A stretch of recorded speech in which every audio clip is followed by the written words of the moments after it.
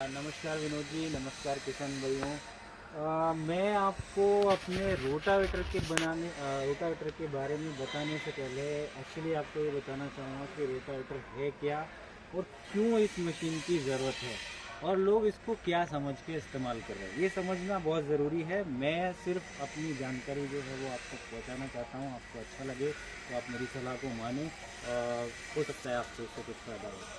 दोनों जी, जैसा भी हम अमूमन कल्टीवेटर की तरह इस्तेमाल कर रहे हैं, वो उसको एक हकाई का जुताई का इक्विपमेंट समझ के इस्तेमाल कर रहे हैं, जबकि ऐसा बिल्कुल भी नहीं है। रोटावेटर सिर्फ इसलिए बनाया गया है कि जब आप सोइंग के लिए, बोनी के लिए खेत तैयार कर रहे हैं तो एक भुरभुरी और अच्छी वेंटिलेटेड खेत, आप वेंटिलेटेड का मतलब ये है कि मैंने उसमें पानी बहुत अच्छे से जा सके या बहुत हवा बहुत अच्छे से जा सके, भुरभुरी मिट्टी हो जाए।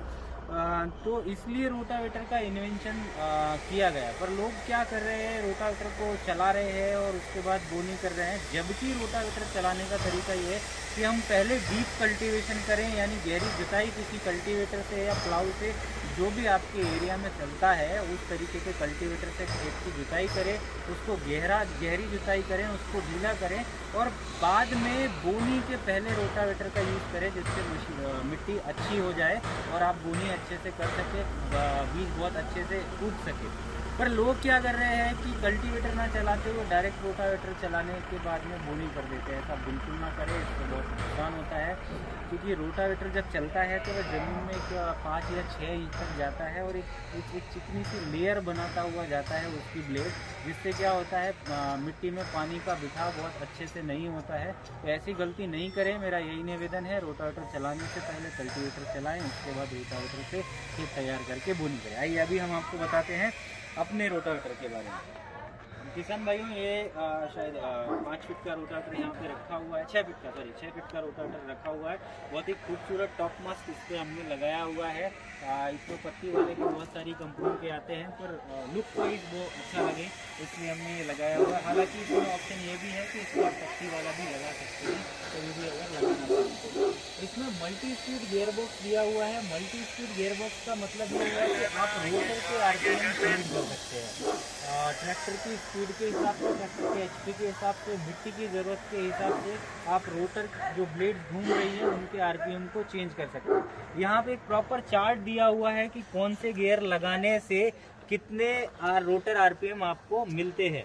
तो ये पूरे गियर कॉम्बिनेशन, एक गियर कॉम्बिनेशन इसमें आता है, बाकी गियर कॉम्बिनेशन आपको अलग से परचेज करना होता है। पर अगर आपके पास सारे गियर कॉम्बिनेशन हैं तो आप बहुत सारी स्पीड में कन्वर्ट कर सकते हैं। जैसे ये आगे वाले रोटावेटर में नहीं लगा हुआ है, पर आप पीछे वाले रोटावेटर में देखेंगे हमने सभी 6 फीट के रोटावेटर्स में डबल पाइप क्लैम्प दिए हुए हैं। दोनों तरफ इसमें डबल पाइप क्लैम्प दिए हुए हैं, जिससे वाइब्रेशन में पाइप के टूटने की समस्या नहीं होती। सेम हमने यहाँ पे शॉकर बोलते हैं इसको, या डैम्पिंग असेंबली बोलते हैं, जो पीछे ट्रेलिंग बोर्ड है, ट्रेलिंग बोर्ड पीछे इसलिए लगाया जाता है क्योंकि मिट्टी जो है वो एकदम समतल होती जाए। तो 2 स्प्रिंग हमने इसमें लगाई है, जिससे एकदम ताकत से वो मिट्टी को दबा के रखें और मिट्टी एकदम समतल और बेहतरीन हो जाए।